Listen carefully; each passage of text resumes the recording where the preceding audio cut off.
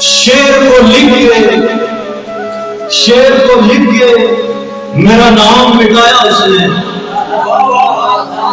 शेर को लिख के मेरा नाम मिटाया उसने, यूं मुझे मरने का एहसास दिलाया उसने। शायद का पहचान उसकी शेर होती है, शेर की वजह से जिंदा रहते। बड़े बड़े दीवान लिखे एक शेर की वजह से जिंदा रह जाते हैं। जिसकी तस्वीर को सीने से लगा रखा था, जिसकी तस्वीर को सीने से लगा रखा था, मेरे जज्बात को मिट्टी में मिलाया उसने। जिसके जज्बात मिट्टी में मिले हैं, महसूस हो गया है।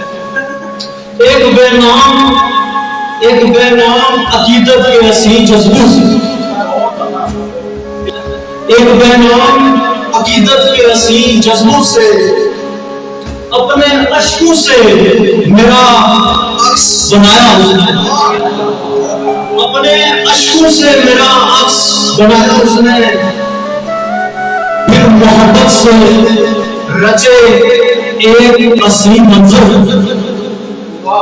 फिर मोहब्बत से रचे एक हसीन मंजर को अपने शार की माला में सजाया उसने।